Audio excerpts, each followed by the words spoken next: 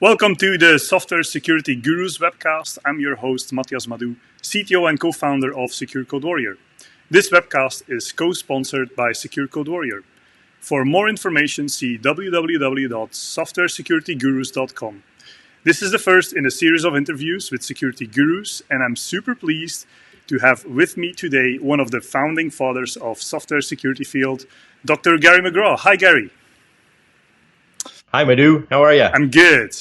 So Gary McGraw is co-founder of the Berryville Institute of Machine Learning. He is a globally recognized authority on software security and the author of 8 best-selling books on this topic. His titles include Software Security, Exploiting Software, Building Secure Software, Java Security, Exploiting Games, and 6 other books. And he is editor of the Addison Wesley Software Security series. Dr. McGraw also has written over 100 peer-reviewed scientific publications. Gary serves on the advisory board of Maximum Interest, Intrepid, Raven White, and Secure Code Warrior. He has also served as a board member of Cigital and Codiscope, which are acquired by Synopsys, and as advisor to Black Duck, acquired by Synopsys, Dagent, which is acquired by Twitter, Fortify Software, acquired by HP, and Invodas, acquired by FireEye.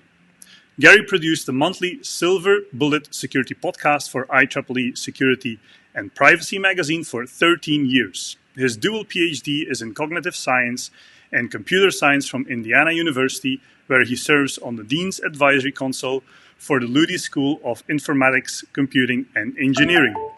What a fantastic bio. Seems a little long to me. It is.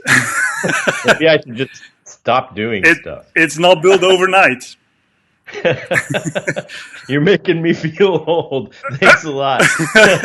Actually, so when I was actually reading out your bio, I was actually super surprised because a key component is not in there. You're actually retired for over a year now, and if you allow me, I'll actually read out the definition of retirement. So, retirement is a withdrawal from one's position or occupation or from one's active working life. I see and hear that what you have been doing in the last year. This does not match your definition, right? I think I am super bad at retirement. I mean, either that or there's a second definition or maybe a third definition. Yeah, I think you have to come up with your own definition. There you go. Yeah, no, I've been working on machine learning stuff for the last year, and it's been an awful lot of fun thinking about how to take the philosophy of building security in and apply that to machine learning and AI, what's going on in deep learning. Okay. Let's come back to that point towards the end of this conversation. Would love to talk about machine learning and see if it has a place in our software security field as well. Sure. So all kidding aside, I think congrats with the retirement. I think it's a turning point in life. You've had a fantastic career contributing to software security. And I actually would like to take that as a theme for today. Let's talk about the past, where we are today, and the future, if you allow me, the future of software security. Sounds like a good plan. Okay, so I think you've done so many things, like from building a community up into writing books, from being a technologist to building a business. So you've contributed in many areas over the last 20 years, and you've seen a lot. So where do you feel that in the last 20 years we have not made enough progress? Where do you think like we got stuck in a particular area of software security? Yeah, that's a really good question. In my view, we haven't made enough progress on architectural risk analysis, sometimes called threat modeling. And basically, though we know how to do that process, and there are a number of people that are very good at it, we haven't figured out very well how to automate that process. So it's not scaling in the same way as, say, dynamic testing of web apps or static analysis of code are scaling. So anything that you can build an automated tool for is doing, in some sense, much better than any other stuff that you can't.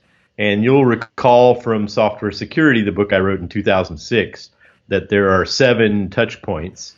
Of all those touch points, I think we've made more progress in everything except for architecture risk analysis. Does it have anything to do with the proactive side? We're still too reactive, and we're trying to move towards proactive, or it has nothing to do with that? Maybe a little bit. I think less than you would want. I think our real excuse is that it's just hard. Okay. And in order to teach someone how to do architecture risk analysis, believe me, because I've done it 20 times or so, it's just a process of showing them, kind of like apprenticeship. And apprenticeship is not a method that really scales very well. So we can try to train people how to do architecture risk analysis, but it still turns out to be very hard. And many of the people that we try to train, they don't turn out to be very good at it, and we're not really sure why. It's not that the training's any different. It's just that, it takes a certain mindset to be able to do architecture risk analysis well. Now, that said, we do know what we should be doing. We should be looking at tech stacks that are commonly used and figuring out risks that are often associated with those tech stacks, so we can kind of use that as a way to start risk analysis, looking for risks that we know might be there. And those sorts of activities can help us in the automation of architecture risk analysis. What's funny, kind of in a funny, peculiar way, is that my work on architectural risk analysis of machine learning has rendered a whole bunch of risks that we can now look for.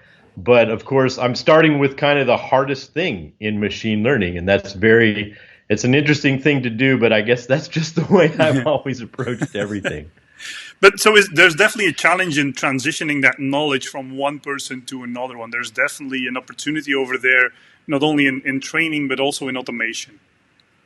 Yeah, that's right. Both of those things are challenges. And scaling up the practice turns out to be very difficult. I mean, look, even at Microsoft, where they came up with ShowStack's kind of threat modeling approach, there is a problem with scalability of that particular practice. It just turns out to be very hard.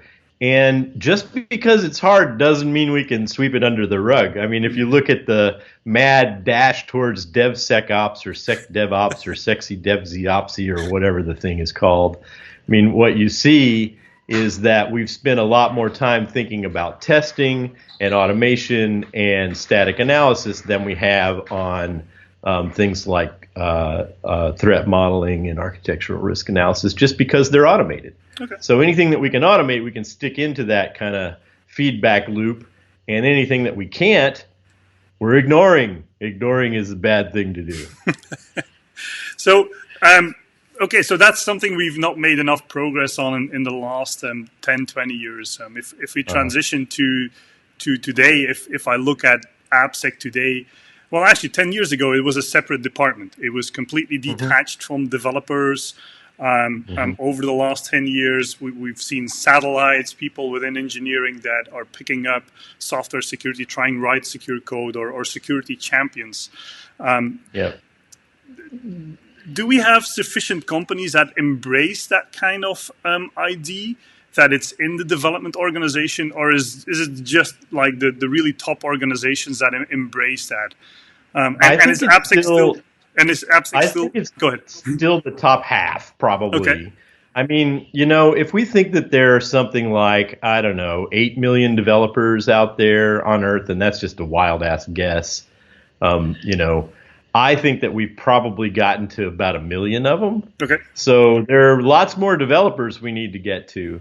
But in terms of developers that are working for large organizations producing important software, like the Microsoft guys or the Google guys or the Facebook people, I mean, what you find is that forward-looking organizations, those who really understand that their software has got to behave, are doing a pretty reasonably good job with software security.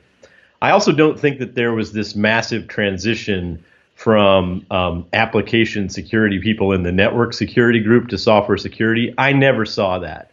I saw much more of a bloom of software security groups that were involved directly with dev the whole time in my own career. So, I've spent a lot of time with groups that call software security what it really is, software security, not application security.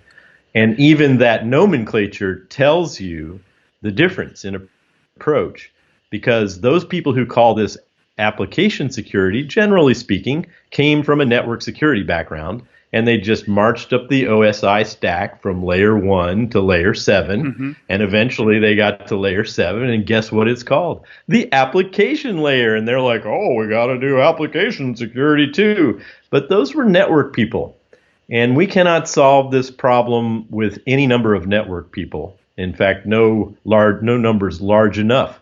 We have got to instead teach the people writing code how to do it better. And that's why I'm excited about what Secure Code Warrior is doing, because we have to teach the people who code how to do it right. Good news, they want to learn. Bad news, they still got to learn. But so one thing you've mentioned with application security, it's network people that went up the stack. But at the same time, I feel that when I think about application security, I think more about people moving papers. They do a scan and they give it to the engineers, where software security is more you are with the engineers helping them and trying to write secure code. And I think there's more a difference along those lines than network security moving up in the stack. I think that's a reasonable view. I'm okay with that. And it certainly goes along with what's happening in DevSecOps. You know, I can make fun of the name, but generally speaking, if you're going to join a DevOps team as the security person, you better be able to code. You know, because somebody's going to go, great, we got a new team member. Here's a keyboard. Make some stuff. And if you're just like, well, I'm just going to print out Fortify reports. It's not going to work. No. You're going to be relegated to the closet where you belong. Yeah. So I sort of agree that kind of the days of bureaucracy as software security kind of box checking are numbered. Yeah. And that is a good thing. You know, when I started my early career, I used to have big arguments with people like Watts Humphreys. You know, Watts would say, process is super important. And I would say, yeah, whatever. I'm just a kid. Just show me your code. I don't care if your code gets written by goats or the goats are sacrificed on Wednesday nights at a full moon. Just show me your code, okay? That's all I care about. And it turns out that Watts Humphrey was right and I was wrong. That you have got to teach people how to do this stuff using processes that produce better code and tools that produce better code and ideas that produce better code and architecture that produces better code. You can't just kind of look only at the code. And you know, 25 years ago, I was like, yeah, whatever, show me your code. You know, I was working on static analysis at the time.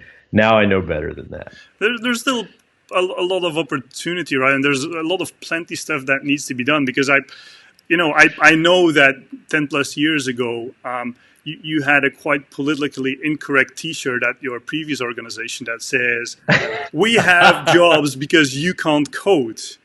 I believe John Stephen was responsible for that particular T-shirt, and he did get in big trouble because he was talking about our customers. Yeah, can't do that. No. And we were like, you know what, John Stephen, that is very, very funny, and you cannot wear that. But so if we look into the future, we still have jobs. There's actually plenty of opportunity for people that want to write secure code, right?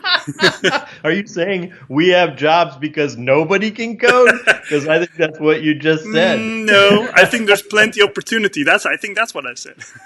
Oh, opportunity. Oh, good. Mumble jumble middle management speak. Yeah. Okay. No, I do think we've made progress as a field, and maybe we're halfway there. We certainly have issues of scalability to go. There's plenty of work to be done. And there are plenty of companies who have never heard of software security, but there are just as many that have, and just as many organizations that are pretty excited about doing software security, right? Yeah. Let's transition to the future if you don't mind. So No problem. You can hear that my dogs agree over there. They're barking in agreement because the dogs always agree. hopefully the listeners agree too. Who knows? Maybe that's the listeners barking. Never mind. Just a little joke. Yep. So the future of software security and more specifically, let's talk about writing secure code. So the way I think about it, like personally, I think we need to build into the future, well, also today, as much robustness as possible into the frameworks, but I don't think we're quite there yet. An analogy I like to make is we're still training doctors to do routine procedures, while at the same time we know that robots can do routine procedures better. But, they still need to learn everything, and we need to take it from there.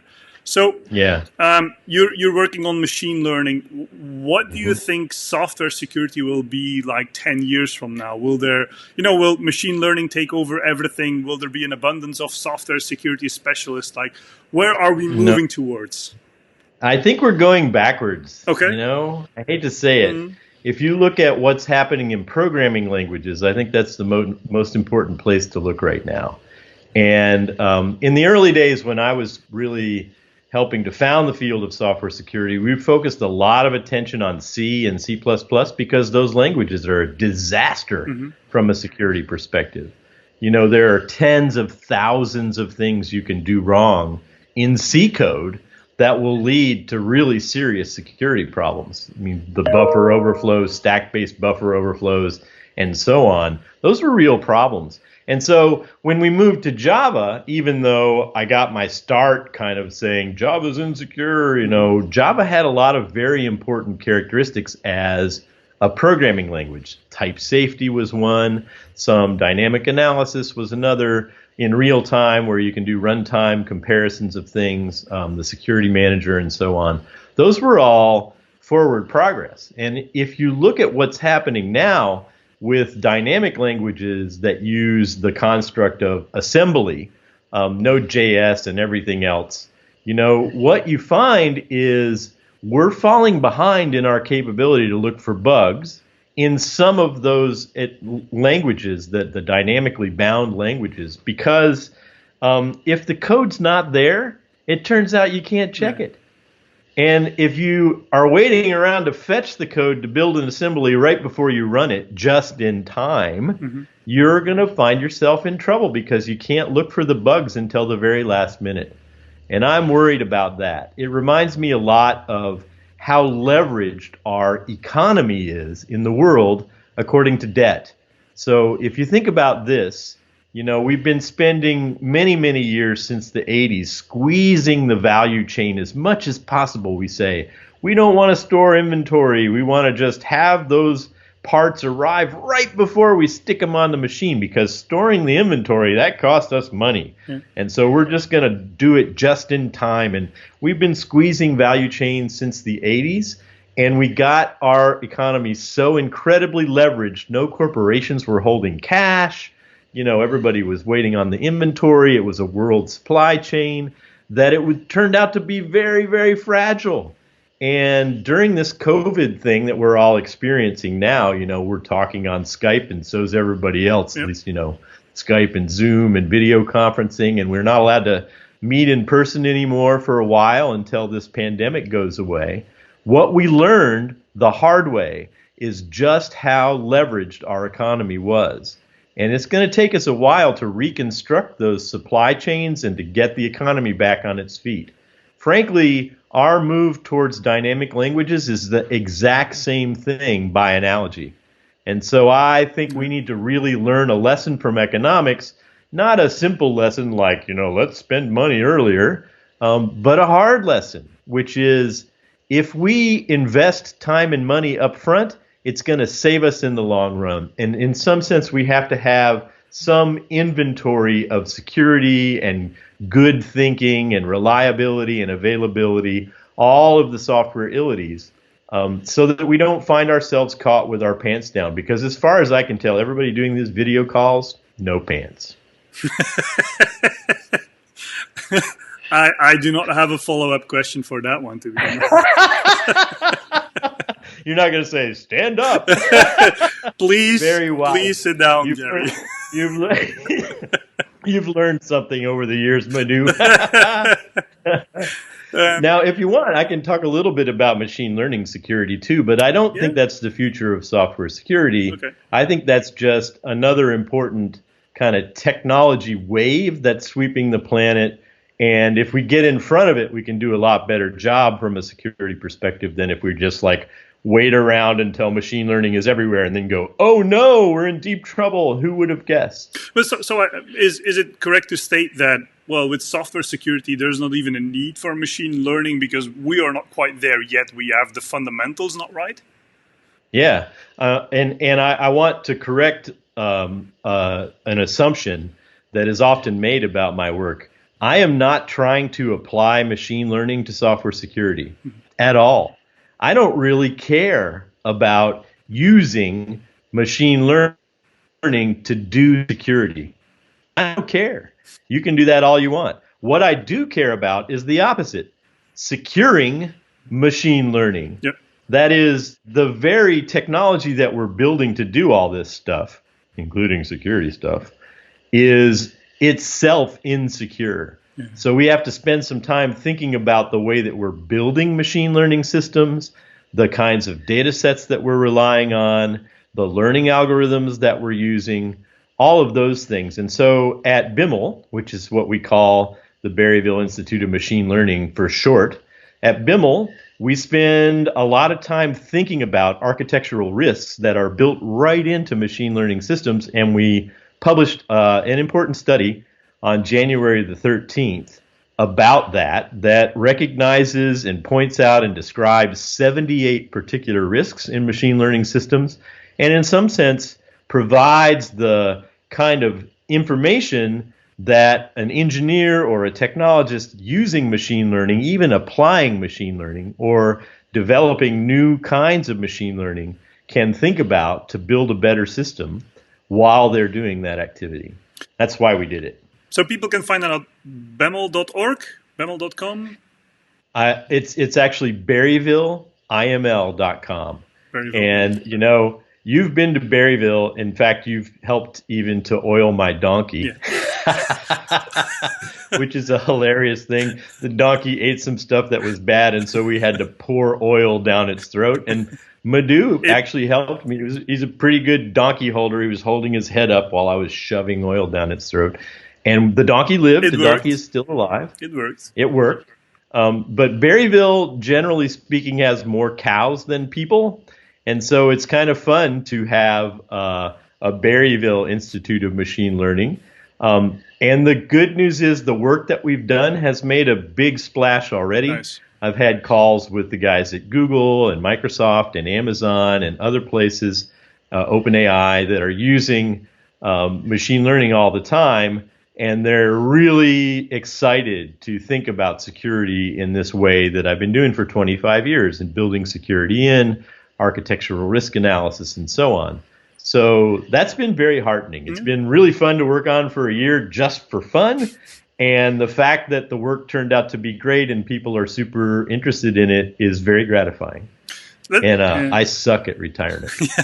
Let's go back to your garden for a last question that I have. I know you love gardening, and you live on a fantastic lot.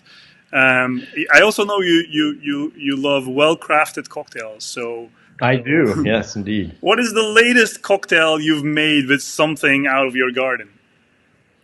Oh, man. Well, there's a drink that I made up in the summer, a couple summers ago, called the Bourbon Mint Fizz. And as the name implies, it uses mint in it. It's got lemon and bourbon and ginger beer and mint in it. And maybe something else, some kind of bitters. I think it's grapefruit bitters. I can't exactly remember. But that's quite a beautiful drink in the summertime because it's effervescent and lemony and minty and fresh, and it's got that little bourbon curl to it. So that's a drink that I make pretty often when the mint is up. Now the mint's not even in over here in Virginia now. I just planted some plants last week, and they're the kind of plants that can survive in the cold because our first planting date really doesn't happen till May. And it's really only April 7th. So getting stuff in like March was crazy.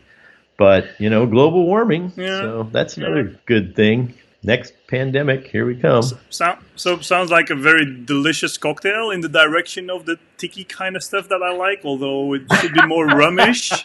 No, there's no rum and there's no tiki. There's no, whatever, falernum or anything like that.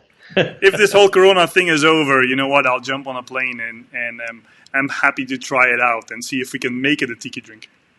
That sounds good. We can add lots of crushed ice and maybe a little tiny umbrella. Sounds good. Gary McGraw, thank you very, very much for accepting to be the first guru on the software security webcast. This was really insightful. Thank you very, very much. My pleasure to be here. Thanks for doing this. I'm really looking forward to the whole series and to seeing what everybody has to say about our field. Sounds good. Let's get some more people on here. Thank you.